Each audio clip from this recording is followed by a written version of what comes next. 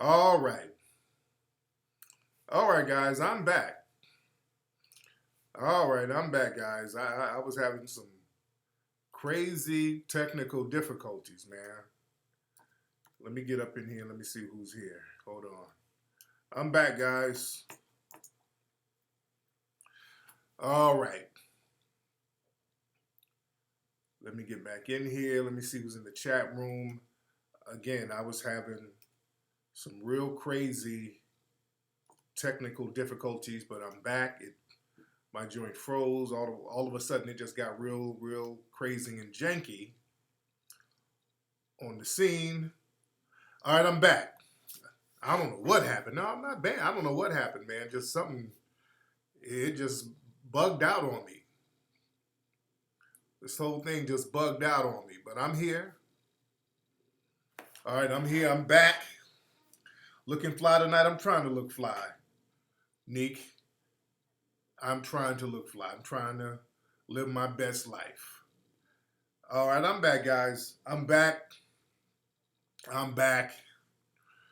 Shout out to all the foundational Black Americans. Shout out to brothers and sisters from abroad. Shout out to, there's a lot of folks listening from Africa and the UK. Shout out to all of you.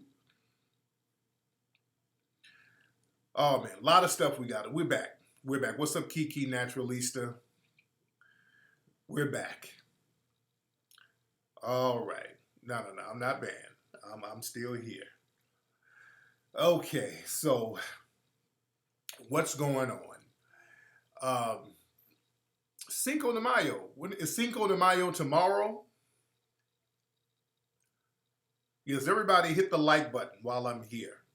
Let's hit that like button. Cinco de Mayo is tomorrow, right? Yes, everybody hit the like button, and if you haven't subscribed, subscribe now. All right. Shout out to Vegas. Shout out to New York. Some of them butter biscuits at. Is it today? Is Cinco de Mayo? It's today. Okay. You know, speaking of Cinco de Mayo, a lot of people are very excited who are celebrating Cinco de Mayo. What's up, Christine? They had that Canelo Alvarez fight yesterday. Alvarez fought Daniel Jacobs, and Canelo Alvarez won that fight. A lot of people are very happy and excited about that. A lot of people are tooting their horn. A lot of people are, that was a cool way for them to kind of breeze into Cinco de Mayo with a win from a Hispanic boxer against a brother. And I just watched a few highlights of the fight. I didn't watch all of it. But, it's just funny to see. Yeah, somebody say, who cares? I didn't watch the fight. Shout out to Arden Plumbing. Yeah, my thing is, okay, your guy won. Okay, good for him. But then, people start, they start patting themselves on the back a little bit too hard. They start patting themselves on the back. Man, yeah, Canelo, he needs to fight Mayweather. Mayweather needs to fight this version of Canelo. Shut up. All right, now sit your ass down somewhere. Now Canelo's in his prime now. When Mayweather fought him, he wasn't in his prime. Womp, womp. Stop. Floyd washed Canelo. You dig? It's as simple as that. He washed him. And look at Daniel Jacobs. And don't start talking about Canelo in his prime and all this old. Look, Daniel Jacobs is a dude who was paralyzed a few years ago. Canelo fought a dude who basically had to relearn how to walk. Daniel Jacobs, man, this brother, you fought a brother who was paralyzed. Daniel Jacobs had like some kind of real rare cancer that messed with his bones. Daniel Jacobs, he was in a wheelchair of some years back. Do y'all know that?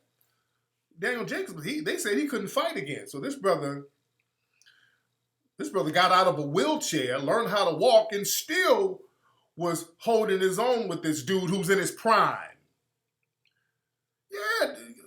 Yeah, Jacobs had like some kind of bone cancer, right? I don't know what the name of it was, but yeah, some people are saying Jacob. Well, I didn't watch the fight. But I'm like, well, damn, y'all don't go around hollering about somebody fighting somebody in their prime and he need to get Mayweather this and you fought a dude who just learned how to walk after getting over cancer and he still damn near washed you. You dig? So let's simmer down a little bit and enjoy your Corona and nachos. Let's just simmer down some. All right. You get a win, and then people start feeling themselves. Understand, you getting a dude who's not in his prime, a dude who's so you almost got beat by a dude who, somebody said a reformed cripple. Yeah, and the fight was close. You couldn't really get down on a dude who was in a wheelchair a few years ago. So that says a lot about Canelo. Don't come to me talking about some damn Canelo and oh yeah, he's the greatest. Oh please. Oh, don't start talking about all that. You fought a dude who was a damn paraplegic a few years ago. The dude got out of a wheelchair and damn near whoop your ass. So, calm down a little bit. Let's just simmer down some now. Yeah? Man. They're always trying to throw Mayweather in the game. So he won by 2 points. Yeah. Yeah, you beat on him. He didn't even beat him up. It was a fight by decision. It was this, But damn. Tony Snow, talking about Arden Plumbing, do he offer trades? Now, my man Arden Plumbing, very good black businessman. He's in here representing his business. Arden Plumbing, he's out there in Dallas. This nigga, Tony Snow, talking about does he offer trades? Nigga, you trying to serve up your bussy for some plumbing work? Dude, just pay the man. How you gonna try to you a man, that's the thing. You a man talking about do you trade? What kind of mess is that, Tony? Just pay the man for the plumbing work. Don't grown-ass man talk about do another man offer some trade. What you gonna do? This big ashy nigga gonna come to the door in a lingerie with hairy legs and bussy spray on, trying to trade to get the sink fixed. Like, while you're down there, I got some more pipes I want to show you. Like, no, pay him. Don't sit up here talking about do you offer trade? That's the thing. We black folks, stop that when it comes to other black folks and stop doing janky business. Pay them like you pay everybody else. Pay him and pay them like you do everybody else. Damn, we always trying to buy and do you trade. I was down in LA. I was down at the swap meet. I was down at the Slauson swap meet. And do you trade? Stop. I'm at the swap meet, and at the swap meet, as usual, you have a lot of Asian people who own a lot of the businesses there. And there was a sister there, Sister Anna. She owned a few businesses there, and I interviewed her real quickly on my Instagram Live. And we were chopping it up, and she was saying, the pushback she gets, surprisingly, is not from really other groups. She said a lot of brothers, black men, support her stores all the time. She said the pushback, and this is a black woman, she says the pushback she gets is from other black women. She says other black women be straight hating on her. This is a sister, the sister, the businesswoman. She says that if black women down there be hating on her. See, that's them hood rats down there. We got this thing where there's a lot of people, you hate the reflection of yourself, especially in an area like that. There's economic deprivation. And when you see a person trying to create a system of economic empowerment, your Negro mind, and not all, there's a lot of Negroes out there who's just on some BS and just any hood. But y'all look at that as, okay, well, damn, this dude, he's doing something that I should be doing. And he looks like me. And if he succeeds, that's going to make me look like a big failure. She's a very cute sister. Yes, that cute sister, very good. Yeah, and she's the cute sister with her own business. Listen, family, we don't have the luxury or the time to be hating on each other. Let me say this to black folks. We don't have the time and luxury to hate on each other. It's too critical right now in the system of white supremacy for fools to be sitting around here hating on some damn body who's black.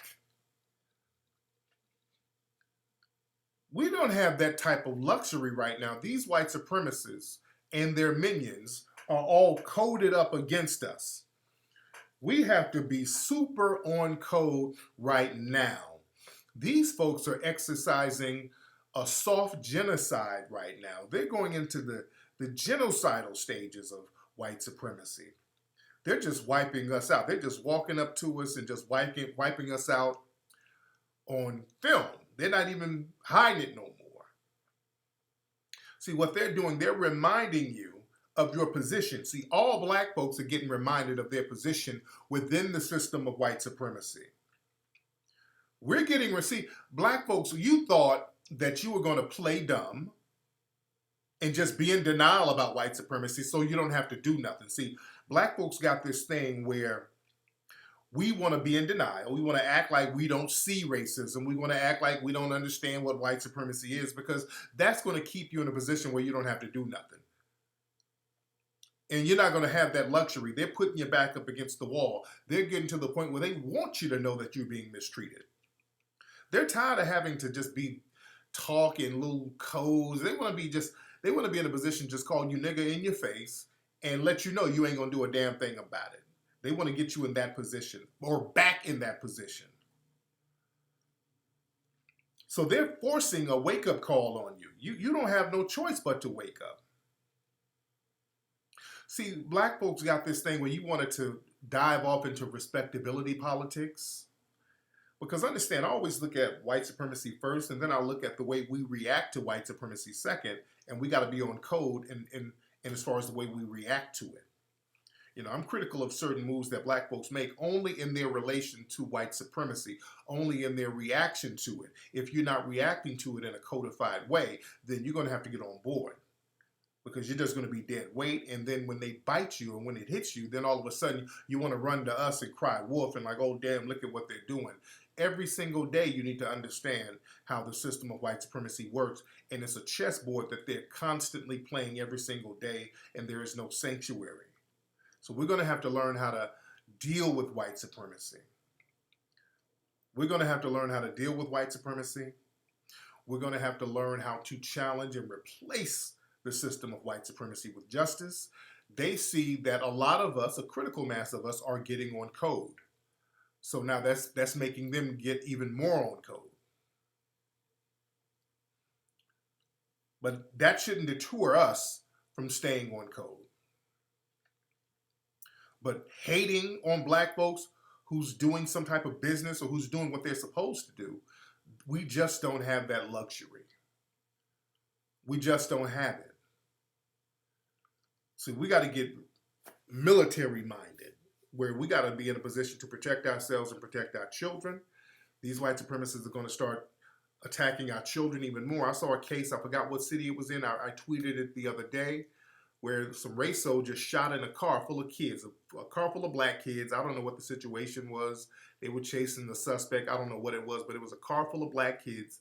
The police just shot in the car, and they hit like 3 of the kids. They got one of them in the head. I mean, these are babies. These race soldiers just shot in a car. You dig? This is where we are with these folks. There is no law no more. There's no law. We don't have any laws anymore. We only have one rule, and that's the I'm white and I say so rule. And that's not a law. That's just racial domination. See, they trick us into following laws and all this stuff. The law is basically whatever they say that day. That's the law.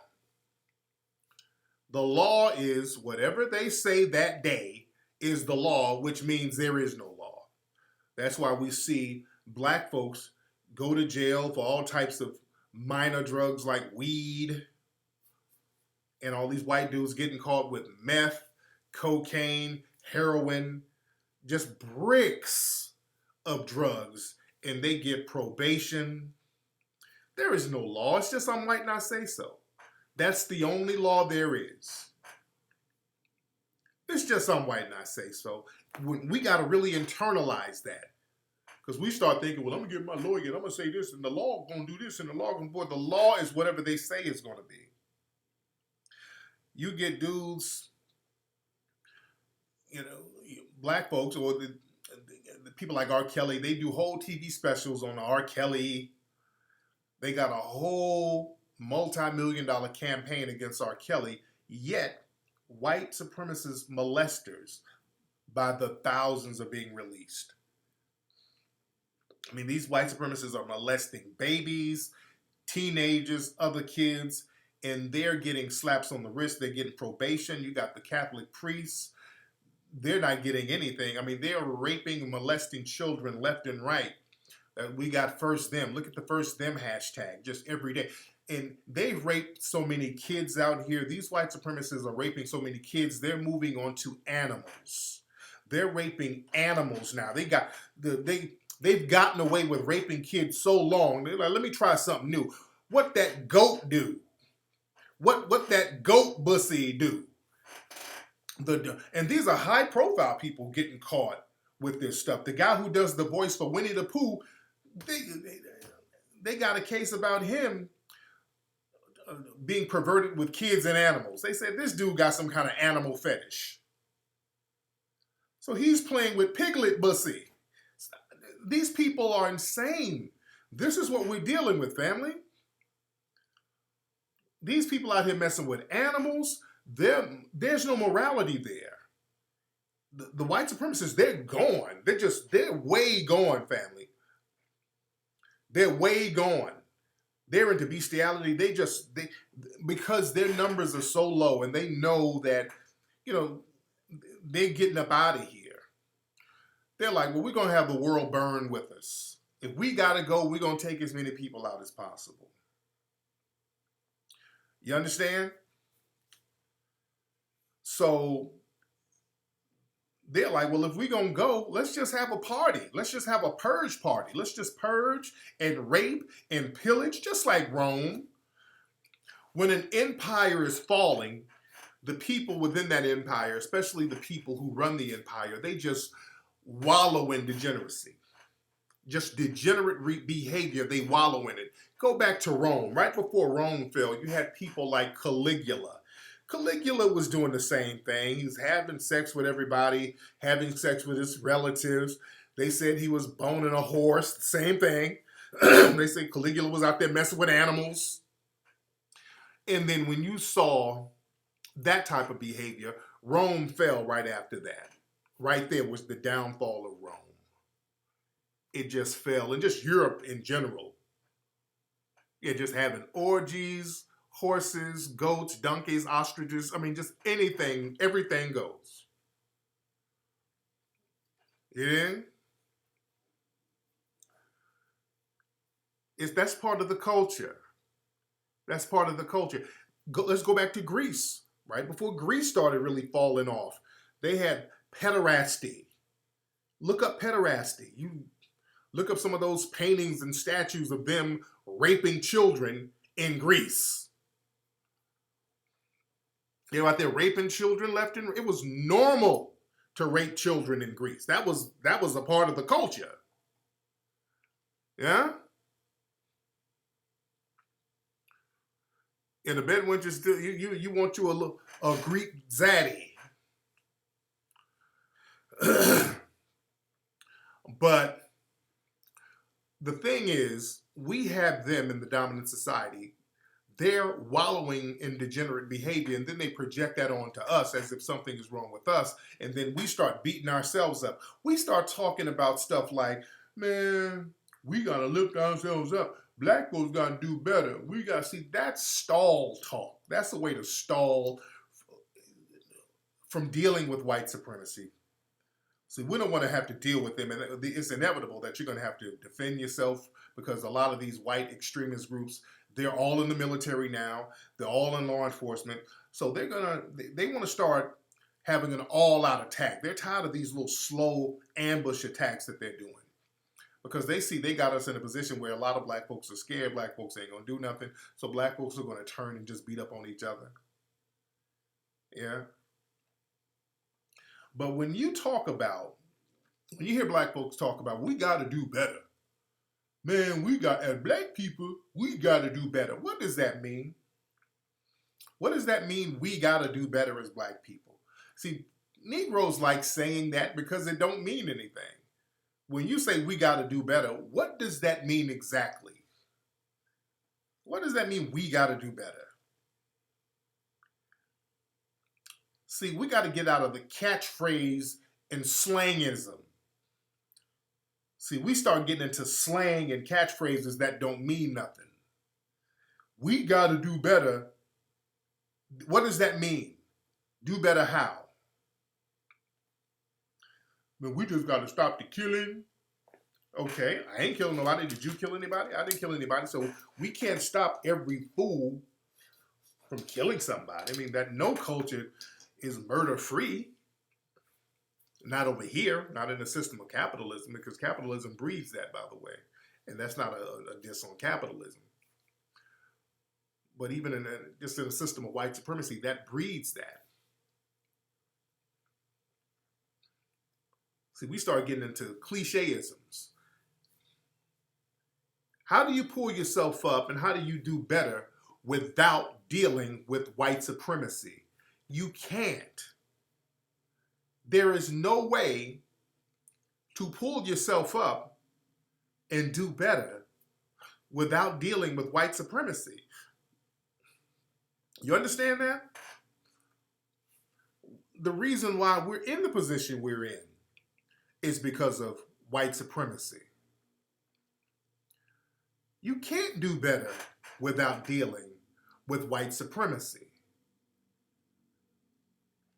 You understand that? Because whenever black folks start doing better, the white supremacists, 100% of the time, will sabotage it. That's the reason why we keep building and falling, because we don't want to just straight up deal with the white supremacists and the fact that they are going to sabotage whatever we do. So we can't build something without looking at them and making sure that they're not in a position to sabotage it. Black folks, we know how to do better. We've done better. When you look at people like the Black Panthers, you look at the Fred Hamptons and those brothers. Remember, in the late 60s, 70s, you had these brothers feeding the communities. These brothers went into poor neighborhoods and they started the free breakfast program. Black men took it upon themselves, and women, black men and women, because there was a lot of sisters there too, we can't leave them out. But the black community took it upon themselves to get food, get donations, to get food, to feed the disenfranchised black communities around the country. And they became public enemy number one. Right there, that became the threat. That became a major threat right there. That free breakfast program. That was a problem. Because now, see, they don't mind you walking around with guns. They can handle that. You walking around displaying your guns, and that's what a lot of the Black Panthers were doing. They had no problem with that. They had no problem with them running around displaying their guns. Because, yeah, we see y'all showing us what you got. See, the problem is if you ain't showing your gun, see, that's the problem. If you got guns, but you ain't running around showing them, you real quiet, and then you planning some kind of ambush, that's the problem, because they can't keep track of you. That's where they got a problem. But you running around there, marching around with guns, oh, okay, yeah, we see you. Just keep marching so we'll know who you are and where you are. They had no problem with that. But the minute they said, look, we're going to feed people, wait a minute. Now these people are doing things that's going to be self-sufficient. Now they're doing things to make their community self-sufficient without us creating a situation of poverty and starvation. No, we can't have them doing that. We can't have them doing that. Oh yeah, they changed the law. They just changed the law. That's what I'm saying. They didn't trip on the guns. They're like, oh, we're changing the law then. They changed the law overnight. So they weren't even tripping on that. They changed that overnight. So, yeah. In the NRA, keep your hand off our guns. The NRA, they were 100% with it. They were with it. But really, them feeding people. So now you're acting as a nation. When you're talking about defending people and then feeding them, now you're talking as a nation, because that's what life is all about. Feeding yourself, feeding your community, and defending them. Those are the two basic tenets of life. Being able to feed yourself and defend yourself. You understand that? Defend yourself, feed yourself. Feed yourself, defend yourself. Yeah, don't give up your guns. Yeah, never give up your guns. And if you don't have a gun, remember, the military is in here. The military is in here. Understand that. Always understand that. See, we think the military is all about guns. No, the military is in here. There have been empires that outgun people and they lost. The military is in here. Yeah?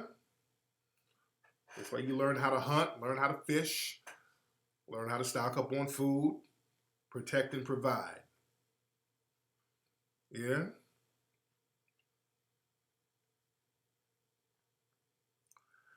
But when we start doing that, and right after the Black Panthers, they had that free breakfast program, the government stole that. The government stole that idea. Then they started to have the free lunch program, because the people are looking at them like, okay, if this black group can feed people, why can't the school system, who's getting billions of dollars in tax money, how come they can't create a damn free breakfast program, and this little group did it? So people start looking at the government funding.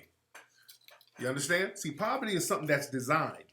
See, that's what you got to understand. See, you're in a position, if you're in a poverty situation, you're in that by design.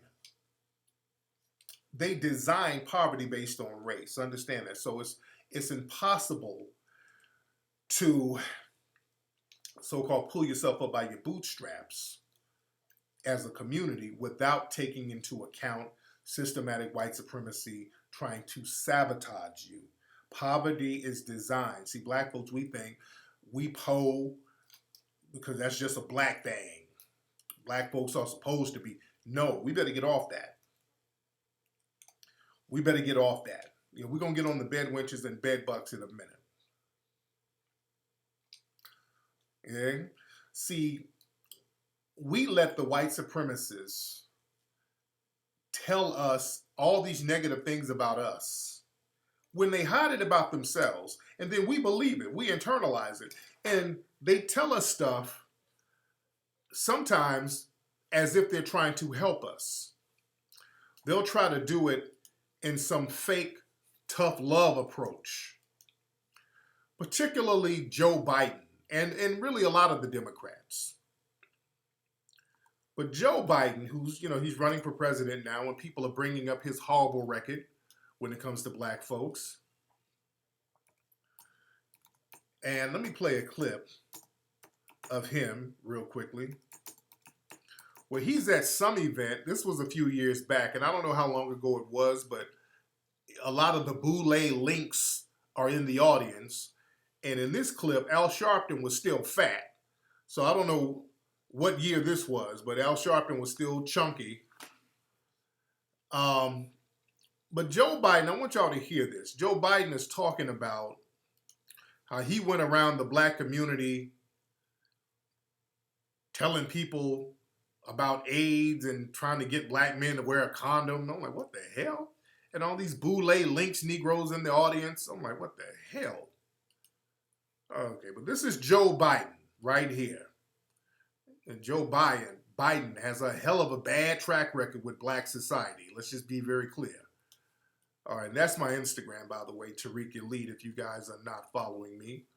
But this is Joe Biden. Let's see what Joe Biden has to say. Hold on.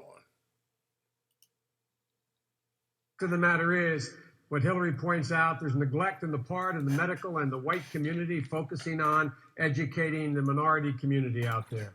I spent last summer going through the black sections of my town, holding rallies in parks, trying to get black men to understand it's not unmanly to wear a condom, getting women to understand they can say no, getting people in the position where testing matters. I got tested for AIDS. I know Barack got tested for AIDS. There's no shame in being tested for AIDS. It's an important thing because the fact of the matter is in the community's engaged in denial. They're engaged in denial. No one wants to talk about it. Okay. Okay. Now let me take this down. Oh, Lord.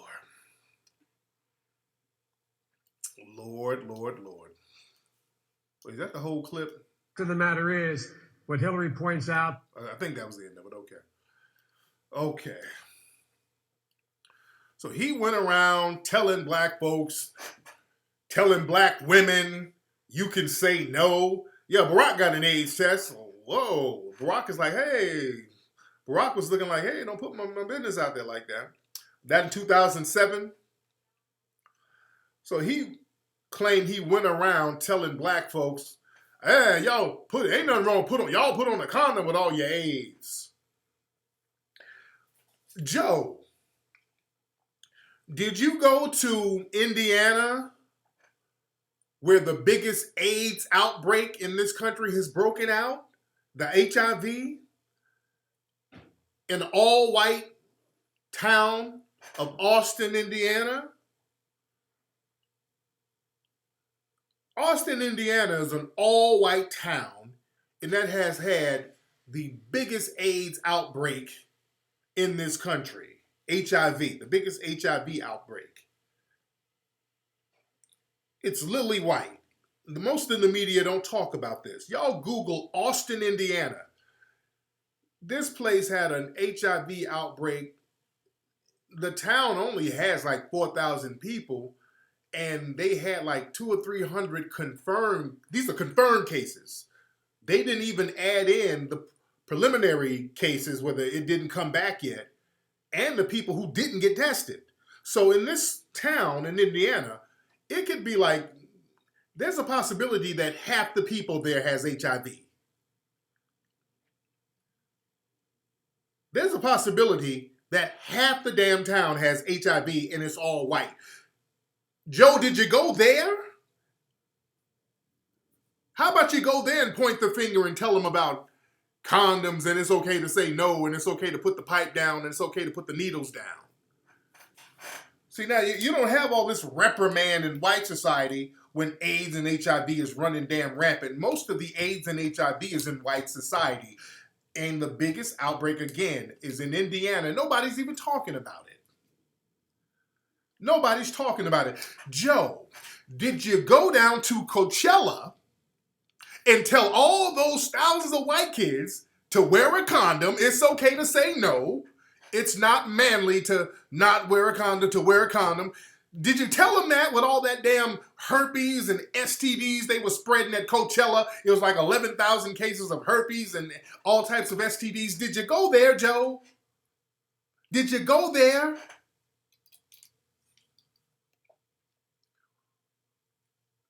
I mean, they were over there spreading herpes at Coachella like it was going out of damn style.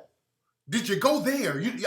I didn't hear about your speech there. See, this whole thing where we got to be publicly reprimanded as a group, but you let all these other folks who's into degenerate behavior, diseases all over the damn place, you don't do all that to them. You don't do all that finger wagging to them. Black folks, y'all better get off that, and shame on all these dusty Negroes in that audience. That was that boule crowd, and I'm glad that people like Bernie, when they come around with that BS, black folks are booing their ass. If Joe Biden never comes around black society pointing that finger, talking all that garbage he's talking, he needs to be booed out of town. Give me a damn break.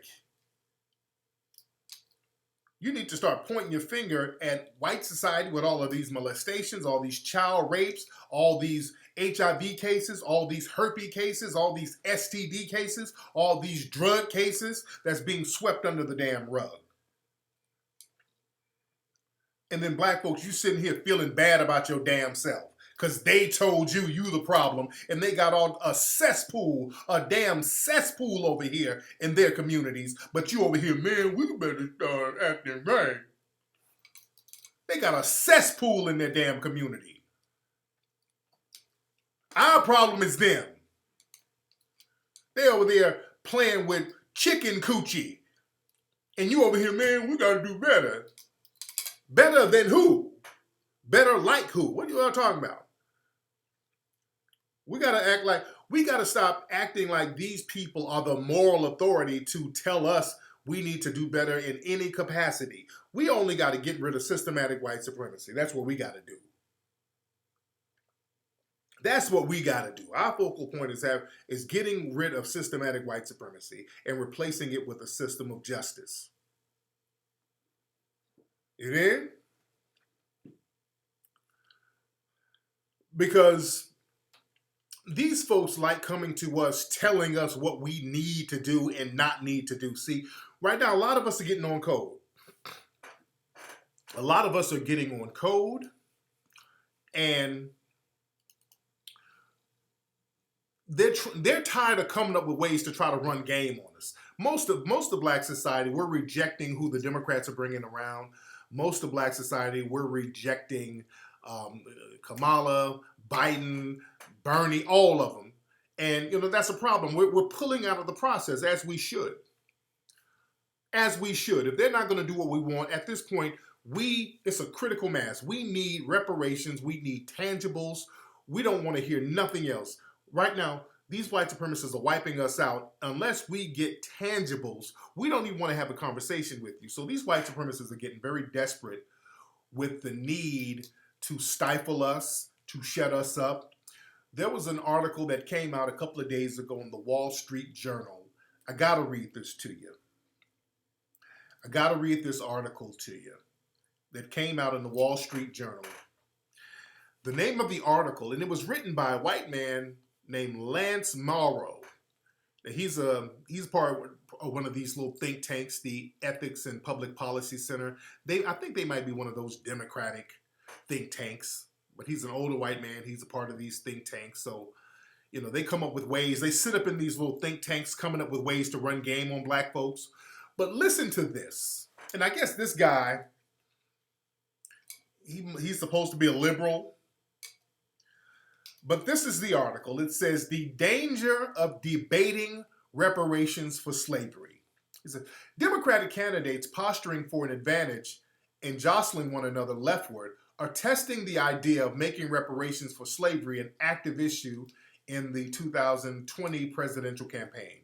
They should stop and think. The notion may be too volatile to indulge in a presidential campaign year. By pressing the issue, they may ensure the re-election of Donald Trump. Womp, womp, womp. So what? And along the way, make race relations in America a good deal worse. How bad can it get? How much worse can it get? How much worse can it get? Here they go. This is a white man basically telling black folks, look, this is a white liberal. Let's stop talking about reparations. You're going to make white folks more mad. So what? This is a white dude. So you're going to make white folks more mad. Okay. Y'all already mad. The white supremacists are already mad. Who gives a damn? I mean, y'all killing us with impunity. So damn. Let me finish reading this. Compensation for slavery is an inviting idea in principle, but it would be a nightmare in practice. Reparations in its current condition would not repair anything. Stop right there. Who the hell are you to tell us what we want reparations? We're saying it would repair a lot of the damage. So this is them trying to tell us what we need. Y'all haven't looked out for us. You haven't helped us. A nightmare for who? For you? Well, yeah, us existing is a nightmare for you. We don't give a damn about your nightmare. It's your nightmare. Hell, us just living is a nightmare for you. And this is a liberal talking. What, y'all gonna stop being white supremacists? What you talking about? Anyway, think of how the story might unfold. At first, the usual arguments would be explored. Pro-reparations people, both black and white, would quote Ta-Nehisi Coates, who writes beautifully and plumbs the ancient rages, but may be a little too eloquent for his own good. Passionate principle would pour from the house of indignation, and the arguments would be moving and persuasive, and many would say, yes, by all means, reparations. Those who are against the idea would counter with practical points. And these are some of the counterpoints that he said are practical. One point, tens of millions of today's non-black Americans are descendant from people who arrived in the country after slavery, and therefore cannot be held responsible for its crimes or legacy. Stop right there. Yes, you can, because if you benefited from it, you benefited from it. You came over here and you benefited from the free labor of African people, of black Americans. You came and benefited. Y'all didn't immigrate over here and there was nothing here. When we got here, there was no country here. We built the country and the wealth. That wealth was locked in and maldistributed into white society, and they've doled it out based on race, and they dole it out now generationally based on race. So you benefited from the free labor of black people, so you are responsible. All that, I didn't own no slave, but damn it, you benefited from slavery. Let's be clear. Y'all damn sure benefited from it. Y'all got on that boat because y'all knew the bag was over here waiting, and it was a bag that we created. Y'all jumped on that damn boat. Y'all didn't have a damn thing in Europe. You're over there in Ireland eating potatoes, over there in Italy eating fucking olives, broke as hell, and y'all heard the bag was over here that we created, and then you hopped on a boat with 2 nickels to rub together, and then came over here and enjoyed all the benefits of it. So you are responsible, and y'all were able to maldistribute those benefits and generationally pass them down. So stop. All right. The next point, more tens of millions are descended from people, both in the North and the South, who did not own slaves, or they are descended from white people who fought in the Civil War on the Union side, thus paid reparations at the time in blood.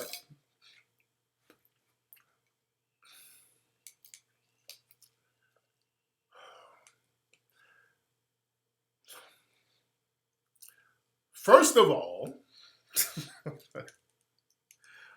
you paying in blood ain't no damn reparations, because a lot of the people who fought in the Civil War, they were compensated. The Civil War was not about freeing us. That was an afterthought. The North and the South were having a little brotherly spat. It wasn't about freeing us. The South was getting too powerful. The Union owned slaves up there in the North. Black people were enslaved in many of those northern cities. And after the Civil, remember, the North was losing the Civil War. It was black people who came in and fought and helped them win the Civil War. After black people helped them win the Civil War, and let's be clear, if it was not for black soldiers fighting, the Civil War would not have been won by the North. I'm going to say it again. If it were not for black people fighting in the Civil War, the North would have lost. All those military schools were in the South. The South was beating the brakes off the North. The North said, okay, we need to let some of these black folks fight too. That's when they started winning. We saved them. We spilled blood in Selma. We saved the Union. We saved the Union. And not only that, when black folks fought and saved the Union, by fighting in the Civil War. After the Civil War, Union soldiers went down south and put black folks in concentration camps and killed them down there in Mississippi, down at the Devil's Punch Bowl. Look that up. Those Union soldiers carried out a genocide against thousands of black people down there that they don't like talking about. These are the Union soldiers who did this, not the Confederates. The Union soldiers did this. Look up the Devil's Punch Bowl in Mississippi. It's time to speak truth to power to these white supremacist lies. What you doing, Lexi? You what? Oh, Lord. All right. Okay, here's some more. In fact, only a small percentage of the total American population were slave owners. Further, some blacks and some Native Americans owned slaves. All right, here they go with that BS. Just because slavery was the main game in this country. They love to try to minimize it. Well, there was only a few slave owners and we had all this other stuff going on. The whole economy was slave-based. Everything in the economy was based on slavery. Everything. It wasn't just the South. The South was the agriculture arm of slavery, and they would refine the raw materials in the North. The whole country was benefiting on slavery. The South depended on the raw material. The North depended on the raw material from the South. That's why they said cotton was king, and not only cotton, tobacco, all that stuff was king. So the whole country benefited off that. The insurance companies were born out of slavery. The banks were born out of slavery. All of those secondary industries came out of slavery. The railroad system was born out of slavery. They had to come up with a way to bring the raw materials up north. The shipping industry was born out of slavery. They had to bring that up there. All those mills and factories came out of slavery. The whole damn economy was built around slavery. We were the fuel to all of it. So them trying to, it was just them. No, all of you benefited from that. The whole country benefited from it. Were there Native American slaves? Yes, we're looking for the bag from them too. There's treaties right now that's not even being honored. The Treaty of 1866 says that the Native Americans are supposed to give the black freedmen the same thing that they get from the government, and they go out of their way to not do it. So that's the problem. That's why I don't play that minority game. Because all of a sudden, when it comes to sharing resources as minority brothers in the struggle, they get the bag and go run and hide and come up with ways to not give it to us. That's why everybody has to hold their own nuts. And as far as this thing, well, blacks own slaves too, let's stop that. Because black folks, again, there were laws that made every black person de facto slaves, even if you were free. So let's stop that. Let's stop that. All black people were de facto slaves. Even now, we're still enslaved because white supremacy is slavery. But even back then, the black folks, they were trying to find a way to ship the free black folks over to Liberia. They were trying to ship the free black folks over to different places. So the free black people were under strict laws where their movement was limited.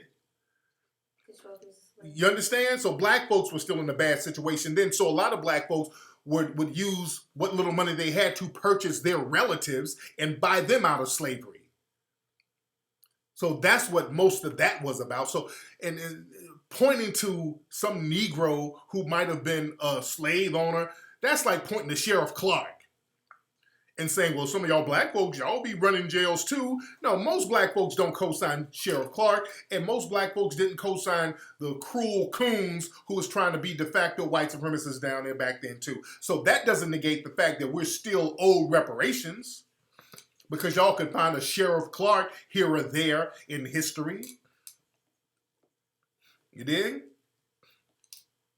Oh yeah, black folks couldn't even wear their hair. For these free black folks, you had to wear scarves, especially down there in Louisiana. You had to wear scarves. You couldn't even wear your hair out. Your movement was limited. Black folks couldn't walk on the same damn side of the sidewalk as white folks. You couldn't look white folks in the eye. You get put in jail for looking white people in the eye. Stop it. If you were free. Yeah, a lot of black folks would buy the freedom of their family. So when they try to pull that, well, black people don't play too, it was black folks trying to buy their family members up out of that. You understand? And let me go to the other points this guy made. The races have become so mixed in America, it would be impossible to sort out the descendants of slaves for compensation in just proportion to the degree of their African blood. Stop right there.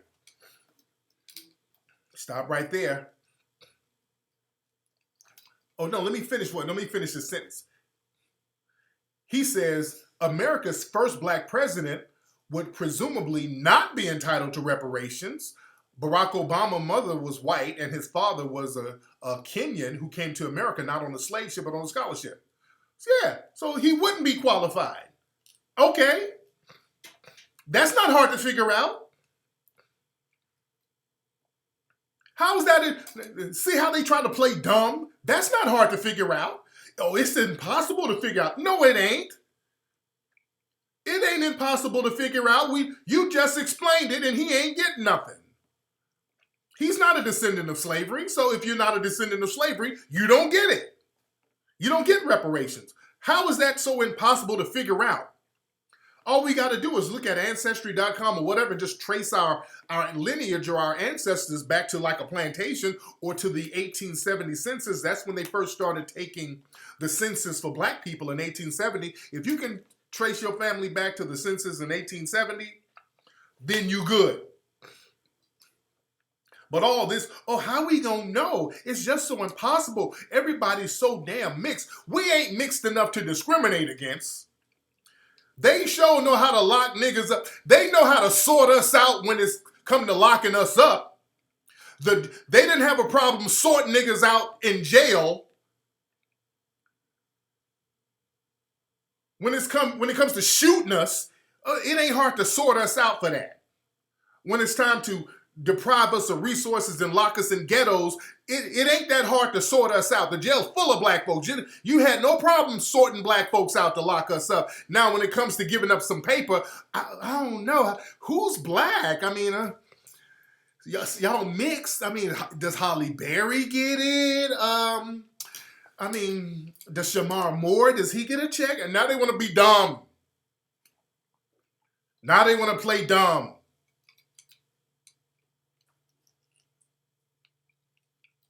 It's not rocket science. We know how to do it. We'll sort it out. Yeah, we know how to sort it out. Let me read the rest of it. Then he starts going in on talking about Obama some more. He said, Mr. Obama is rich. So are a lot of other African Americans. Should reparations be paid only to poor blacks? What about the millions of black people who flourished economically in America? Would Oprah, estimated at $2.6 billion, would she be entitled to collect reparations? How does justice make these calculations? I'll tell you how, goddammit.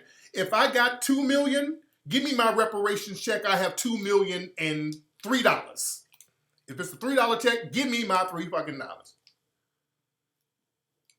Don't matter if you already got some money. They don't do that with other groups.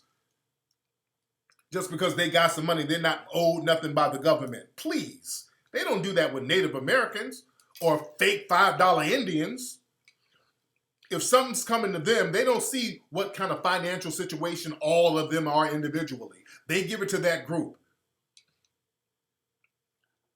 Yeah, don't worry about don't worry about what I got. Just give me what I'm owed. Don't worry about what I got. That's the problem.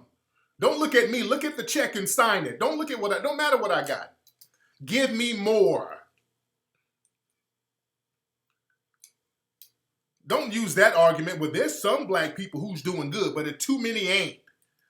And we're not going to live vicariously through folks. See, they want us to live vicariously through Oprah. They love throwing Oprah's name out there. That's where we get that from. Black folks get that bull from, we got to throw Oprah name. Oprah don't mean nothing. Ain't nobody living vicariously through Oprah and Beyonce and Jay-Z. They want us to live vicariously through them and say, okay, look, they made it, so anything is possible. No. Because what happens is that they select a few black folks, uplift them, and then when they're done making an example like, oh, everybody can make it, then they strip them of their resources. Give me more. White supremacists say that to me all the time. Well, Tariq, why are you always complaining about white supremacy, Tariq? We've seen your home. We've seen you. You don't look like you're struggling. You look like you're doing pretty well.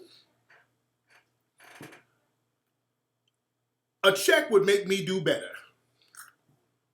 That check would make me do even better. Yeah, I do good things because I understand systematic white supremacy. And I learned how to not fall into the traps. I should not have had to work and struggle so damn hard to get what little bit I have. I should not have had to work that damn hard and go through so much. I shouldn't have had to do all that. While y'all in the dominant society sit up on those slave resources that was generated by my folks, and y'all just get to sit on your ass and just pass it down to your dumbass kids and pay for them to get degrees that they don't deserve, pay for them to get out of jail for crimes they should be punished for, put them in rehab for dope they done smoked up, and you using all my grandma and great-granddad's slave money for opioids and mayonnaise. Damn it. I need that money so I can chill. I shouldn't have to sit up here and work all damn day to get what little bit I have. I would be a billionaire if it wasn't for white supremacy. Give me my damn check. Don't worry about what I got now or any other black person. Don't worry about what they got. Give them what they're owed. Give them what they're owed. You dig? All right, let me read the rest of this. Here we go. An urgent argument against reparations is that instead of acting upon the American divisions as a positive and healing gesture, the issue would throw open a trap door out of which all manner of bigotries and bitterness, all the black bats of American history, would fly. It would push the country to angrier extremes on either side, stimulating fresh antagonisms. It would reconstitute America's old racial conflict among new 21st century lines. Is this dude on meth?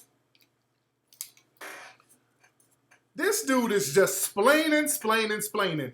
Dude, we're already there. The white supremacists are already mad and hostile towards black people for no reason. So damn what they feel. Black folks, his whole argument is, look, you're going to make the white supremacists even madder. So what? Refresh. Dude, he's trying to run this whole thing that racism ain't the way it used to be.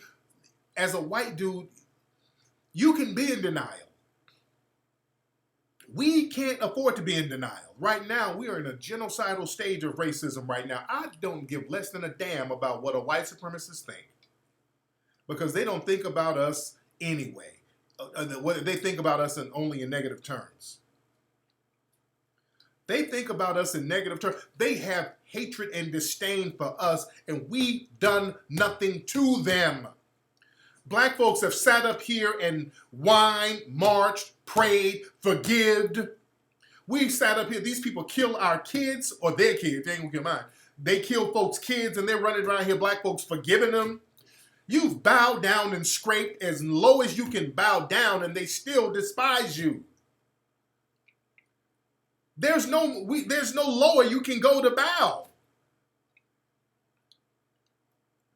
That's why I say what the hell I want to say to these white supremacists. I'm not bowing to them because there is no bottom to how low you can bow to them. It doesn't matter how low you bow and scrape and beg and plead. It don't matter. They still gonna kill you. They're still gonna mistreat you. They're still gonna deprive you of resources. I'm not here to stroke their damn ego and make them feel good about deprivation and me being on the bottom. Damn that.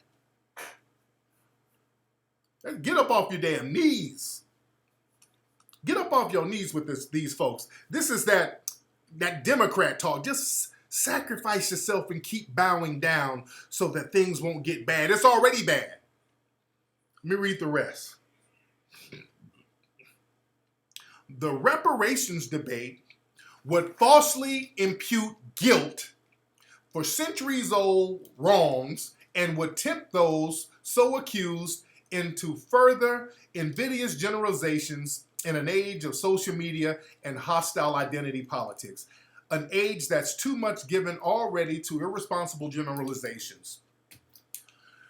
So he's saying we're going to falsely impute people of guilt. If you are in the dominant society and benefiting from systematic white supremacy, which is non-justice, and you're not doing anything to replace that non-just system with a system of justice, then you are guilty.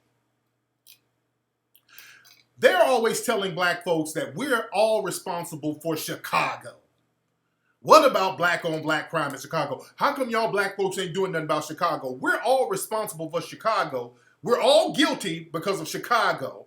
We're all guilty because we fit the description of some damn body. But none of you are guilty for maintaining systematic white supremacy and benefiting from it and not doing anything to produce justice. If you are not producing justice, you are guilty of that. And you should be called on that, and you are responsible. Here we go. This is the rest of it. It's better to keep monsters, old and new, locked in the basement and to let the conversation upstairs in the living room be as genteel as possible, even hypocritical. In matters of race hate, candor is overrated. Hypocrisy may be the moral way to go until, as time passes, people become more civilized. Wow. So this guy is saying it's okay to live in a system of hypocrisy. You guys have moral strength. As long as you're morally, I know society treats you wrong, but having moral strength, that's better. You black folks being morally, that's what they're telling us, to have some moral strength. And we need to wait until the white people become more civilized. We got to wait until the white supremacists become more civilized. This is, I guess he's a Democrat writing this. How long are we going to wait for that? How long are we going to wait for the white supremacists to become civilized? These people have lost their damn mind. Right? These people are, the white supremacists are raping kids. They're into bestiality. They're killing black folks with impunity. It don't look like no civilization is coming anytime soon.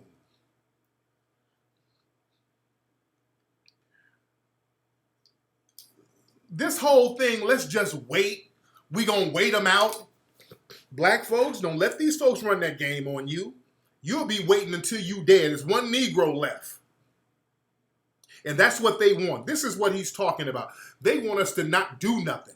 See, they see that black folks talking about reparations, when we're making demands and we're standing on that, they see where that's going.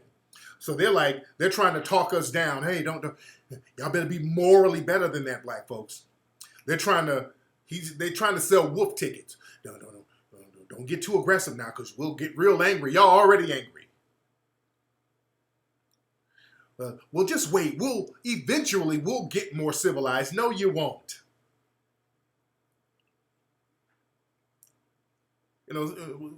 Black folks are taking action. We're starting to think in terms of action now. But ain't nobody waiting. We're not going to sit up and wait on no damn genocide, because that's where this is headed. We're not waiting on no genocide. They're not going to lift a finger to help black folks up when these white supremacists start trying to openly attack us. And trying to, because that would be a big mistake, by the way. Let me read the rest of this stuff. As a practical matter, Reparations cannot be done and it will not be done, though politicians will champion the idea to advance their ambitions. If actually attempted, reparations would raise expectations to an unreasonable pitch and then would become hopelessly tangled up in politics and bureaucracy. Well, y'all can sit up talking about reparations won't happen. Well, guess what else won't happen? Black folks are not going to vote for the Democrats. And then your party is going to crumble. We're going to completely disengage that party, and that party will crumble. Black people have the power to destroy the Democratic Party. Running around hollering about Trump, that doesn't scare us.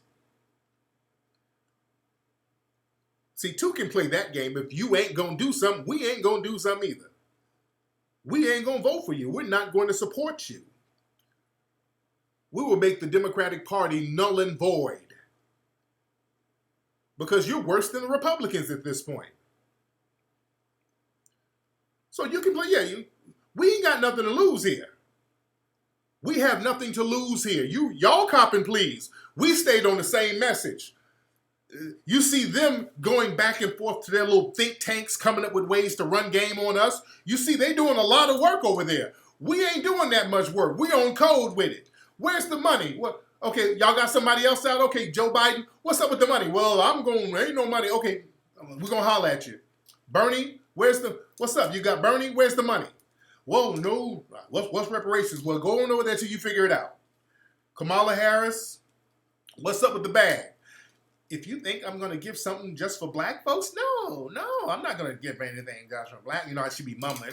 I'm not going to give anything just for black people. No, I'm not going to get that. Well, mumble your ass over there with Zaddy. We good. We good.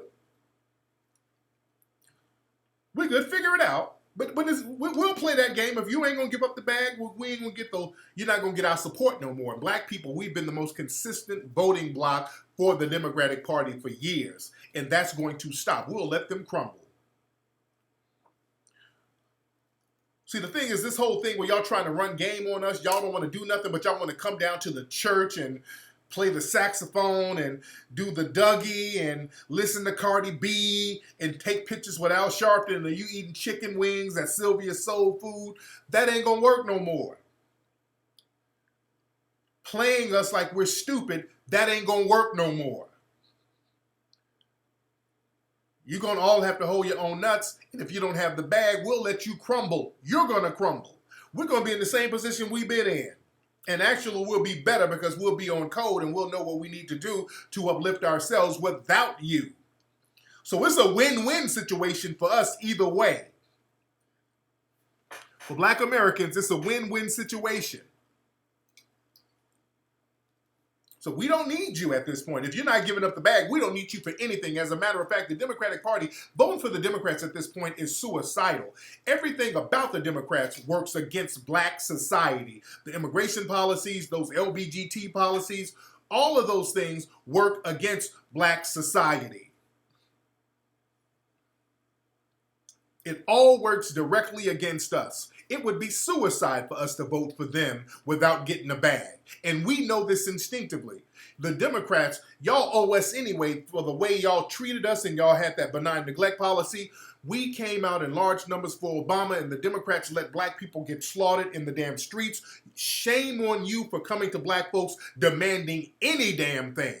The way y'all let black people get slaughtered and didn't lift a goddamn finger. The first thing out of any Democratic candidate's mouth should be how much y'all need. The first words out of y'all mouth when y'all come out should be about reparations. And if it ain't, we don't want to hear nothing you have to say. It's that simple.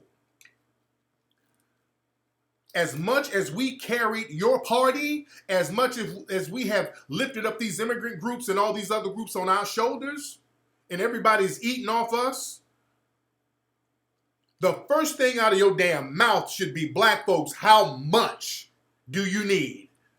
Anything other than that is disrespectful. Period. Anything other than how much is disrespectful. Y'all talking about the Green New Deal. Get your green new ass out of our damn face. Kamala talking about, well, I got the lift all. I'm going to lift all people. Lift your ass out the room. Lift that.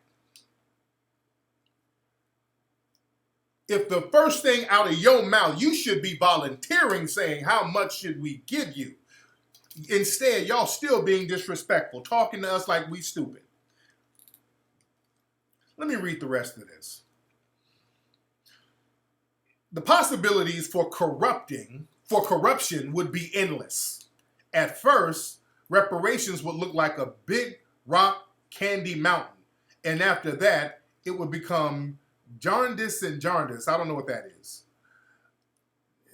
He's making some kind of real old reference. I don't even know what that is. The drama would disappoint everyone, and in the wake would leave deeper disillusion.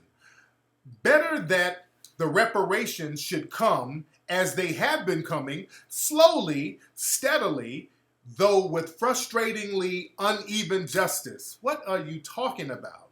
There's no reparations. Basically, he's talking about, well, let's just talk about it forever. Basically, he's saying, let's just talk about reparations forever. Let's just slowly talk about it. It should come slowly. The hell are you talking about? No. This is somebody who's in the privileged class telling us it should come slowly. What the hell are you talking about? It's better that African Americans should remind themselves of what Booker T. Washington, a brilliant black guerrilla leader in the totalitarian white South, grievously mistaken by his own people for an Uncle Tom, was trying to tell them more than a century ago. Living well is the best revenge. So this guy is basically saying, just be happy that you're living. You're not living that well. I mean, revenge? We ain't talking about no revenge. We ain't talking about no revenge. We're talking about Booker T. Let me get on that Booker T. Washington thing in a minute. But this ain't about revenge. This is about what we're supposed to get. And understand, they like throwing in Booker T. Washington. Booker T. Washington was a rider. Booker T. Washington couldn't stand the white supremacists. He would get money from them and secretly, in his diaries, talk real greasy about white supremacists. He hated the white supremacists. And he would fund black radical groups with some of the money he would get. So Booker T. Washington was more like us. Booker T. Washington was a rider. He made the white people think he was a sellout. That's why they liked him so much. See how he tried to put that Uncle Tom thing on black folks? See, black folks thought he was an Uncle Tom. No. White people like Uncle Toms. He was Tomming for white people, but in black society, he was funding these radical black groups. You dig? He was a real one. But listen to him saying that living well is the best revenge. Why don't y'all just be happy to be alive? If you want to get back at us, just live well. We'll get the message. No, you better give me those checks. Let's give the checks out. No, let's get that bag going. You dig? Yeah, money is the best revenge. This ain't about revenge. It's about what's owed. It's about what's owed. See, they talking in these old sinister terms. Because see, they know how we talking right now. We want the bag. And we're on code. And we're not trying to hear none of the game that they're running on us because we know it's game and they know it's game. They sit up in these little think tanks and come up with ways to talk to us like we're stupid, to con us, to manipulate us, to hustle us, to disenfranchise us. And they see that we're not going for it. They see that we're on code and they're trying to talk us down.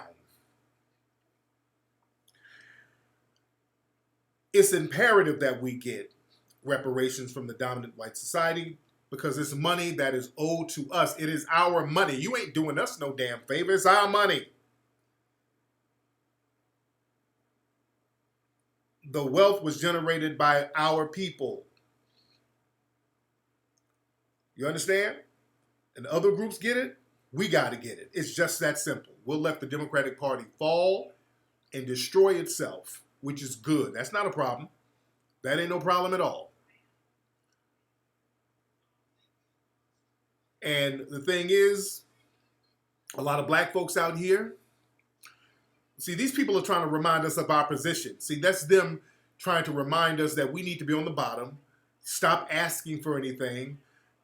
Slavery wasn't that bad. Well, just be glad you ain't a slave no more. You dig? And there's a lot of black folks out here who think that they're going to be honorary white supremacists. And right now, it's too critical in the system of white supremacy for black folks to be out here playing dumb.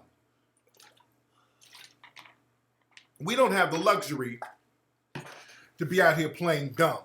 By the way, let me show y'all my Stay. This is my Stay Funky shirt. I got this from the APX. Their album is coming out, Amplified Experience. That's coming out next month. We got a single. Mink Slide got a single with them called Your Touch. It's on the album. Real fly song, by the way. Putting that out there. But understand, they're seeing that we're waking up. And they don't want that. They don't want us to wake up. They don't want us to wake up. And they're trying to talk us down because they don't want us to start fighting back, which is going to almost be inevitable because they keep putting you back up to the wall. You're not going to have a choice. Major mistakes. See, what they're trying to do, they're trying to plant that morality seed in our minds. You dig? And they don't want us to get ideas from other groups. Notice this is why whenever somebody like a race soldier or somebody in the dominant society, when something happens to them, they make a real big deal of it. Earlier today, I think it was today, out in North Carolina, it was some random white police officer who got shot by a white Hispanic dude. This white Hispanic dude killed a cop out there. They made a real big deal out of it. And that's their thing. They're just trying to show force with each other. The white police officers are trying to show force with each other all around the country. They're trying to show a camaraderie. This white Hispanic dude killed a cop out there in North Carolina. And then he shot himself. But they made a real big deal of it. Oh, our brother, all that brother stuff. And they only do that with white cops. Because as we know, the officer Noor out there in Minnesota, they just, he got convicted. And, he might do, I think they're talking about giving him 12 years in prison for shooting that white woman. And all that back the blue and the blue wall, all that went right out the window. All these Sambo cops running around here talking about the blue wall. Y'all Negroes should feel hella stupid right now maintaining a blue wall. That blue wall doesn't help you. This is a white supremacist operation going on. And they made an example of that Officer Noor guy. I think he's a Somalian immigrant, first or second generation Somali. Yeah, I heard they gave the white woman $20 million.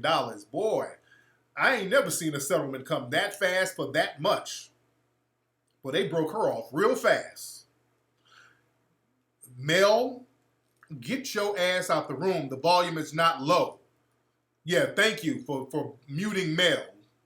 Sitting up here talking about the volume is low. Get your ass out of here. Playing in the room. That's another thing. When people who get in the room playing with that, your volume is low, I can't hear nothing. They be doing that to deliberately mess the show up. No, you're deliberately trying to mess the show up, dude. Stop that. You might be a white supremacist doing that. Cut that out. But yeah, at this point, with these race soldiers they're killing black folks left and right. Like out in Torrance, they killed this brother. It was like a racial execution. They just shot this dude within 15 seconds of encountering him. He was in a car. He's like, hey, what are you doing here? And it looked like the guy might have been asleep in the car. And he was like, sorry, and let me see your hands. Get out the car. Let me see your hands. Get out the car. Then they had a light on him. They took the light off him and just executed him. This was out here in Torrance, and the Torrance PD, they're withholding the names of these race soldiers. These are roaming death squads they got out here. They got roaming death squads out here. But yeah, that Officer Noor, the black Somalian officer shot the woman out there in Minnesota, and they threw the book at him. None of that blue wall, none of that Blue Lives Matter stuff, none of that. And then, so they're letting folks know. See, a lot of folks thought they were going to be honorary white supremacists. A lot of cats, especially though he was an immigrant. So he probably was like, I'm Somalian, I ain't like them. I'm different. They treat me different. See, that's the thing. What happens, they get Negroes like that, and you become the big plantation buck, the big buck on the plantation, and then they prop you up, and the white folks will tell you how you ain't like the other ones. See, that's the thing. See, a lot of y'all, a lot of immigrants, especially immigrants who become police officers, see, they get you, and they start telling you you ain't like the other ones. You ain't like those thuggish Negroes. You're a credit to people of color. You're not even black. You're a person of color. You dig?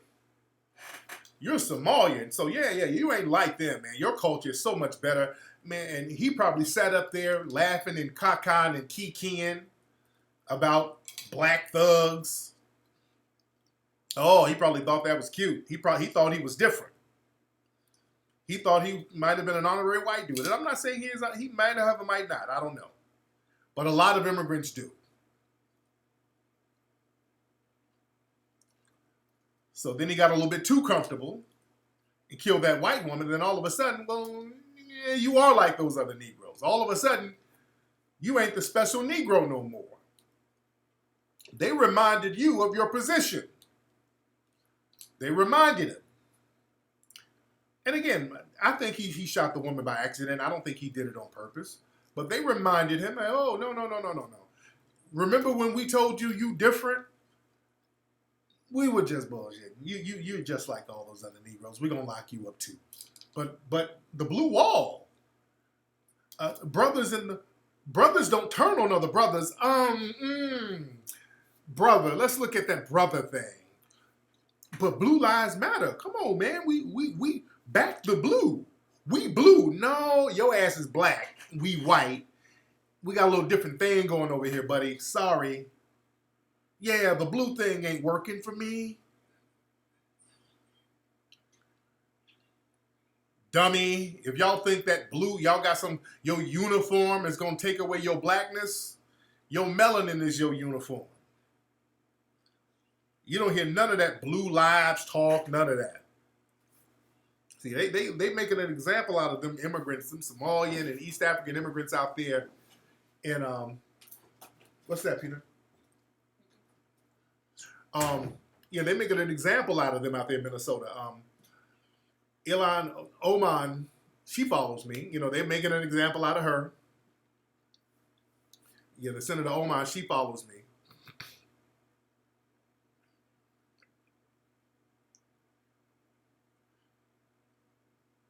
So now a lot of people, these immigrants, those Somalian immigrants, you're going to get that wake-up call. Y'all getting that wake-up call big time. I remember Somalians were mad at me a couple of years ago because I was talking about that dude from the Captain Phillips movie. I had a bunch of Somalians real mad at me. I'm like, why y'all mad at me? Yeah, I had Somalian immigrants mad at me because y'all remember the dude in the Captain Phillips movie, the dude who played the pirate? I was clowning him some years ago. I was clowning the dude. And some immigrants, they were mad because I was clowning him. They're like, how dare you talk about a Somalian? I'm like, damn him. I was clowning because that dude from, y'all remember the Captain Phillips dude? He played a pirate. And Representative Omar. Is she a senator? I don't know if she's a senator, representative, but Representative Omar. Yeah, the dude who the guy who played the Somalian pirate with them janky teeth. When I saw the Captain Phillips movie, remember I talked about this a long time ago. I said, "Oh my God, the makeup artist is they gonna win an Oscar for making this dude up in this movie." Yeah, I'm the captain now. I said, "Man, whoever did his makeup, boy, they need an Oscar award for this." This dude, well, he looked authentic as hell. And then I saw him on the red carpet. I'm like, damn, that wasn't no makeup? Damn, they knew how to cast that dude. I mean, he really looks like that. With the teeth and just bony.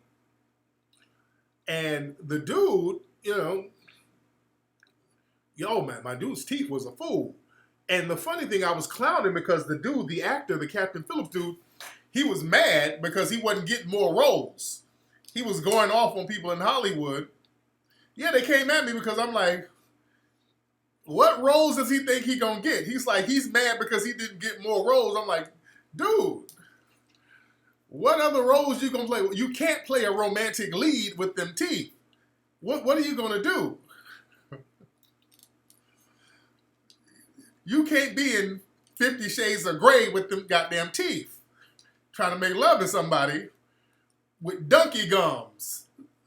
Bruh, you're just not a leading man like that in any other thing except pirate movies, bruh.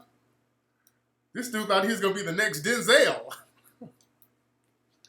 Like, dude, they not about to put you in a romantic comedy with Gabrielle Union, dude. You are not about to be the next Morris Chestnut with that mouth. Well, you better get your grill fixed and eat you a couple of sandwiches and get your weight up. What you trying to do? What? I mean, dude, what are you trying to do? Who's going to put you in a movie with your mouth like that, brother? So they're like, oh, how dare you talk about the Somalian community? I'm talking about that dude. Everybody in the Somalian community, they teeth ain't janky like that. But that dude is 50 Shades of Gums. Damn. This dude's mouth was a monster. Now, you want to put him in Pirates of the Caribbean or something, he can play something in that. Or put his ass in a zombie movie or something, he can play that with that mouth. But he can't do any other. This dude wanted to do some serious roles with that mouth. I mean, somebody's going to have to tell him. You know? So they got mad at me. The Somalian community got mad at me for that. Yeah? Brother. So, come on, man. That's just real talk right there. My God. So, but like I said, there ain't no sanctuary. The white supremacists, they're letting you know your position in this game right now. And then that brings us to this dude right here, Officer Corone Robinson down in Georgia. Now, this dude, Corone Robinson, was a black officer, and boy, they done snatched his butter biscuits away from him. Boy, he got his Negro wake-up call, and this right here is why we always got to be on top of our game. Now, let me play this story here. This is down in Georgia. Where in Georgia is this? It's in where in Darien, Georgia. Where are my Georgia people? Where the hell is Darien, Georgia? Because outside of Atlanta, understand, Georgia it has a bunch of racist hick towns all over Georgia. Outside of Atlanta, when people think Atlanta and you think Georgia, you think it's all like Atlanta. There are some hick towns in Georgia. But Darien, how far is that from Atlanta? It's by Savannah? All right, but look at this dude right here. This dude thought he was an honorary white supremacist, but listen. A Nazi flag, an interracial relationship, and a police officer fired. A lawsuit claims it happened in a small Georgia town. Channel 2's Dave Huddleston talked to the black police officer who says he was fired for dating a fellow officer who was white. It's an unusual case for 2019. Karan Robinson says going public with his relationship caused his life to quickly spin out of control. Extremely depressing. That was the lowest point I'd ever been in my entire life. Karan Robinson says all he ever wanted was to be a drug cop. He got the chance in the small town of Darien, Georgia, near Savannah. So I jumped in at both feet. He quickly moved up the ranks, becoming a full-time drug investigator. He made a major drug bust. That was the best day of my life. But Karan says his life quickly fell apart when he and let me stop it right there. So they were buttering him up. He made a big drug bust. Let me move this over. He made a big drug bust, most likely probably some black folks. Oh, can y'all see me? Where we at? Yeah, it was probably some black folks. He made a drug bust. Oh, they were praising him. They were telling him, "Oh man, you're the man. He's the token Negro." They had him the big token. Man, you are not like the other ones. Man, you're the best. He said that's the best day of his life. Oh man, they were buttering him up. Boy, the butter biscuits were just flowing. Oh, he thought he just made it. Oh, that was the best day of my life. Let me play the rest. A Nazi flag and interracial quickly fell apart when he and a white woman went Wait. a major drug bust. That was the best day of my life. But Karan says his life quickly fell apart when he and a white woman went public with their secret romance. It was one day, I'm the best thing since sliced bread, and the next day, I can't walk and chew bubblegum. Like, I can't do anything right. And he says there were other signals. Oh, let me pause that right there. Boy, everything was all good. He was the honorary white supremacist at the job. He was the token Negro. Then he started boning one of them white women up there. Then all the white people turned on him. Overnight, he got him a Becky and went public with it. He thought he was the honorary Negro that they were going to love, and he started boning that white woman. Then they turned on him overnight, and he's confused about it. Now he's confused as to why they turned on him. You too old and big to be that damn confused, fool, about racism. You tried to floss your relationship with that white woman. So you notice they went public. He was trying to floss it, and then they turned on it. You dig? That's a white girl from that town, them little small towns. See, when those white girls, let me break this down. When them white girls be going black, and most of them do, most of them little white girls in little small towns, most of them do, they go out of town and go black. They go to college somewhere, or they go out of town and do the black thing. They drive over to Atlanta or Augusta, you dig? They do the black thing that way. But she did it, and she was rubbing it. They were both rubbing it in the white men's faces. Boy, you better understand white supremacy and know that's going to create a hostile situation.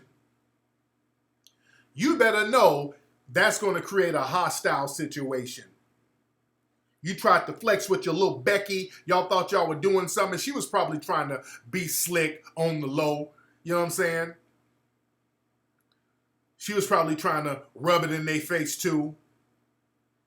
She was trying to rub it in their face because, she knows how they are. So she was probably trying to stun on them a little bit. And they reprimanded her behind closed doors, by the way.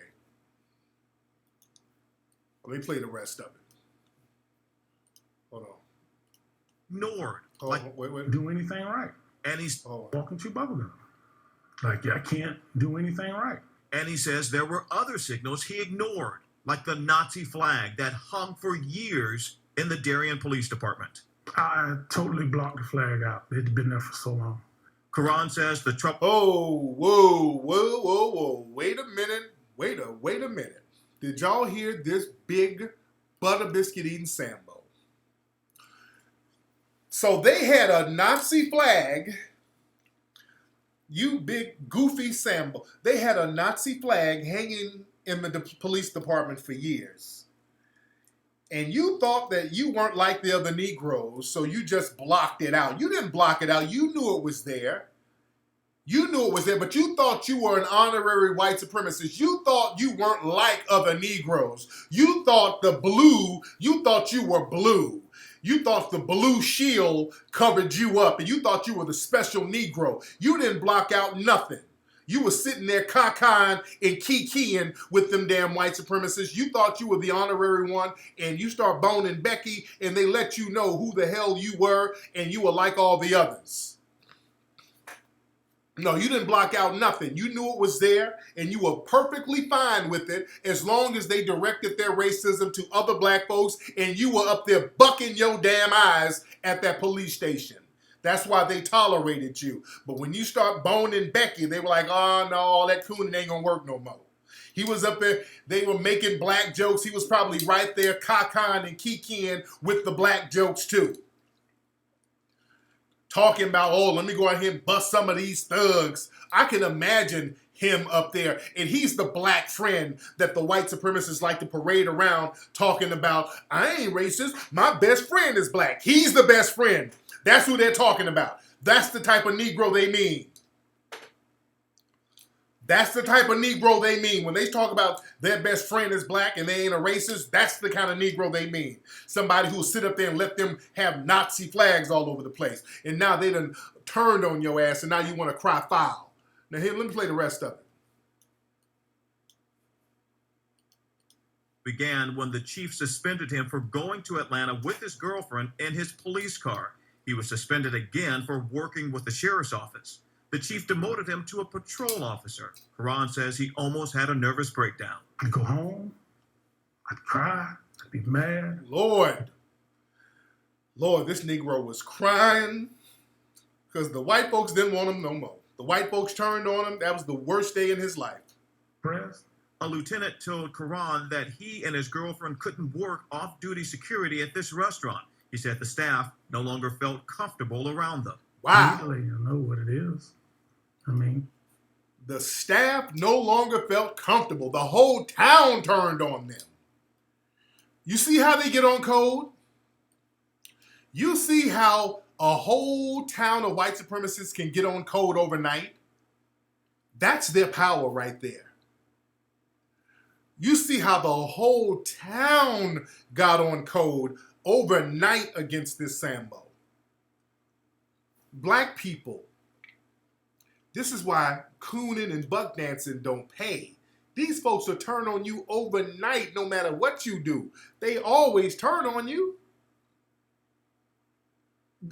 There is no generational cooning. They don't pass down no resources and benefits for generational cooning.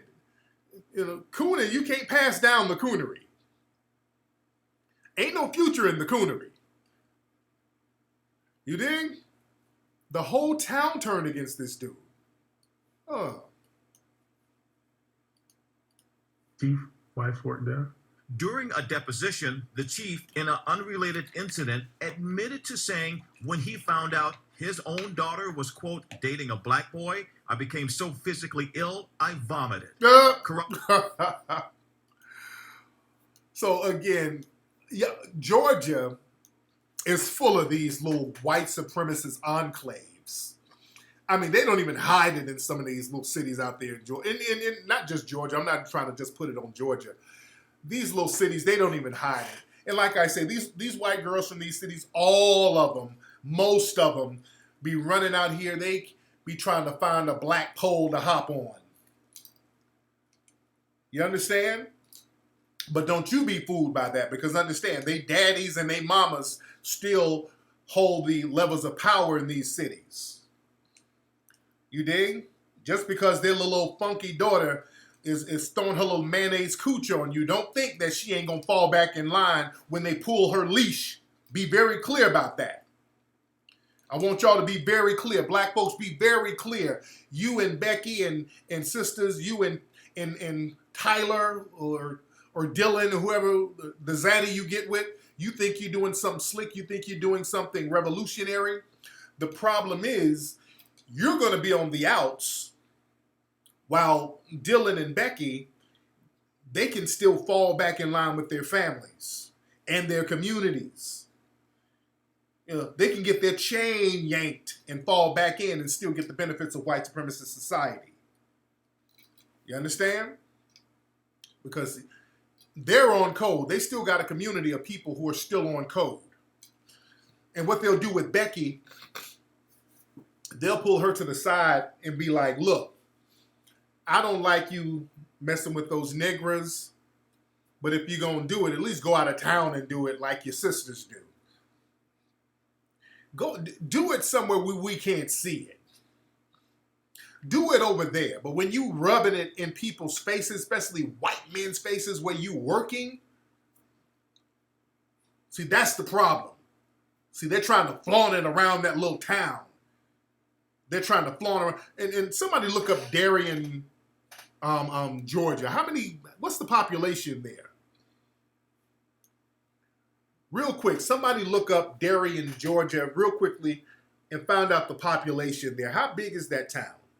Well, yeah, the chief, when he found out, he said he vomited when his daughter was dating a black dude. Again, these little white girls grow up around these degenerate white supremacist males.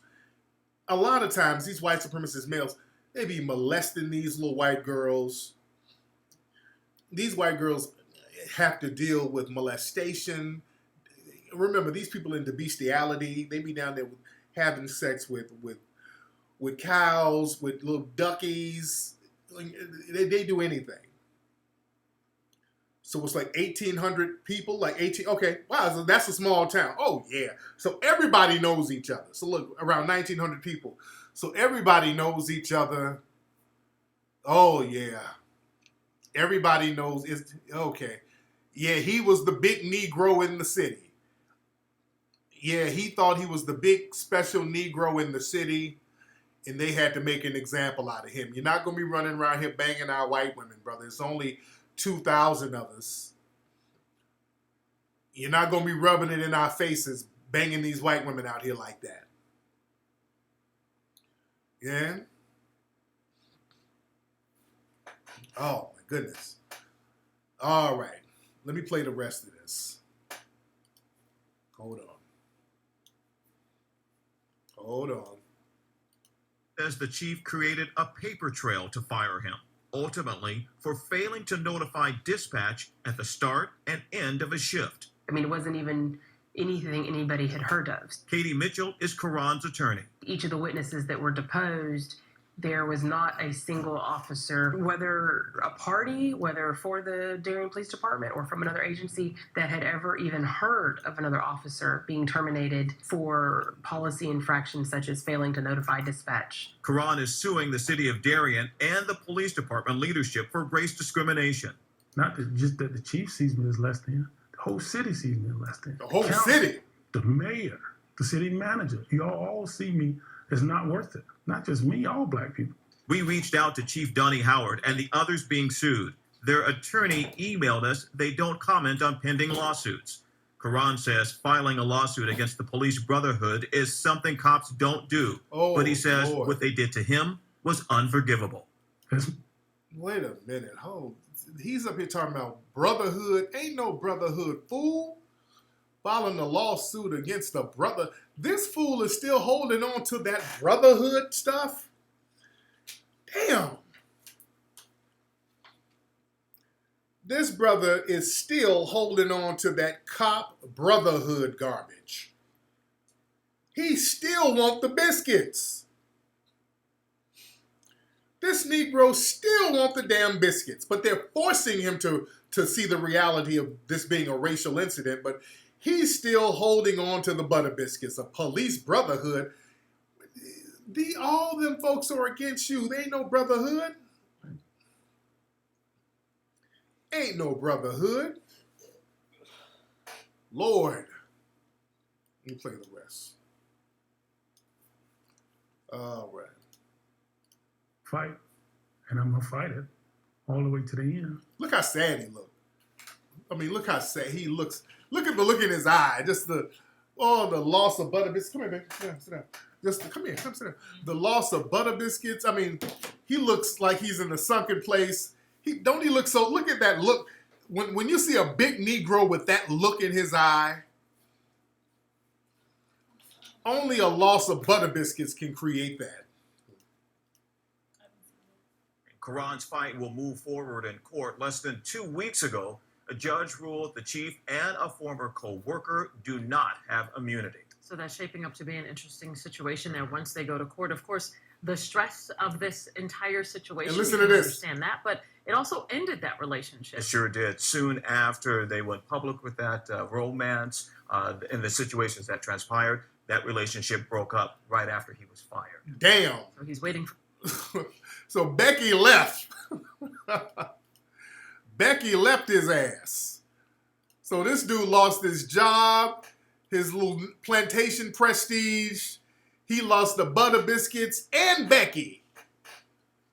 Oh, Lord. Oh, the look in his eye. Oh, he looks so sad. Becky dipped on him. She's like, well, shit, I ain't got to go through this. I can go down to Augusta and get me another big Negro. And they done had a talking tour. They talked to us. They don't take that out of town. Come sit down, everybody. What's up? Everybody say what's up to Sexy Lexi. What's up? Come here. No one has me on. Put that on that big forehead. Look at that forehead. What's going on, Lexi? I'm not food on them. What'd you eat? The food or brother. The grill fresh? Yeah, I just ate it. Oh, you ate some more? It was real I didn't spicy. eat yet. Okay. It was hella spicy. Mine wasn't as spicy. Man. I didn't put the extra sauce on this one. Oh, okay. Man. Okay. Yeah. I was telling them about Dee's original takeout on Western and 79th. Very, very good. Very good. Where's Mateo? They're asking where's Mateo. And sleep. Oh, they sleep good. Bad kids. Badass kids. Man, you do my glasses. What's good, Mike Williams? You know, Peanut is taking acting classes. Peanut is gonna get her act on. You know, how you doing in your classes, Lex? Good. You Look, watch. Oh, that's it. Put your foot up, nigga. Now I'm saying. This is a hold up. Please. No, you blind as hell. Hell yeah, you can't see for shit. Man. The Mateo's a mini Tariq. Mateo's bad as hell. Yeah, his temper tantrum. He had a temper tantrum this morning. When did he have a temper tantrum? Right, in here. Oh, Lord, that's what. We had a temper tantrum because Cheetah took his iPad. Oh, yeah. He had this now, too. So Oh. he cried with it in his arms. Oh, he was crying with the iPad? Yeah, because I really read. My kids, they're addicted to the iPad. The iPad is like drugs. You know. Yeah, his fake cries are hilarious. Be having fake tantrums. Is he off the breast milk? Ain't no more breast milk for him. He's not necessarily off the break. No, he ain't off though. He still be asking for booties. Man. But yeah, like I said, that dude, that Negro cop down there, boy, he got a major wake-up call. And right now, first, you too old to be that naive. Black folks, you don't have the luxury to be that naive around these people. We're in a dangerous situation dealing with these white supremacists. When you walk into a place and you see a damn Nazi flag, are you insane? And I just blocked it out.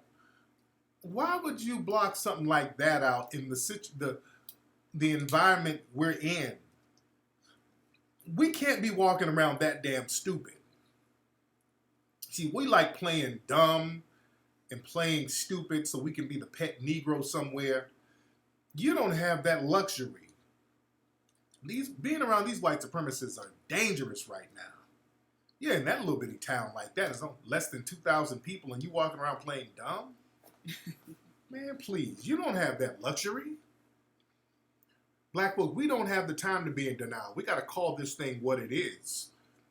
And we got to stop being afraid to verbally call it what it is. They got a damn Nazi flag in a police station. Now, where in the hell is the federal authorities looking into that? By the way, FBI, since I know y'all watching me, how come y'all not down there at that police station filing federal charges on them for having a damn Nazi flag at a state-run facility using people's tax dollars, and it's violating all types of constitutional statutes. Yeah, they took it off by now.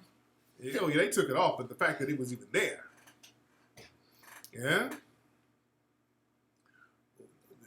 The feds need to be down there. Yeah? They need to be down there investigating. Since they looking for black identity extremists, and these white supremacists, they've infiltrated law enforcement. You got these people who are sitting up here plotting terror attacks on the state payroll. That's a problem. Y'all better understand this as black folks. See, the FBI, they BSing around. They're not doing anything to these white supremacists who have infiltrated these state-run institutions. And these people they're trying to plot terror attacks. Yeah? Yeah, this is a country that still allowed the Klan to have marches because the Klan, they're de facto members of the law. You dig? So yeah, we got to stop being afraid to call things what it is. And we got to stay on code. Yeah, we got to stay on code 100%. Again, they're coming at us from different angles. Don't be fooled just because the white extremists are one way and the other white liberals try to act like they're somehow different. Just like that article that I read from the Wall Street Journal, that dude who's supposed to be a liberal trying to tell black folks we shouldn't ask for no damn reparations, he ain't no different from a white extremist. They're no different. They all work in conjunction with each other. They all work hand in hand with each other. Yeah?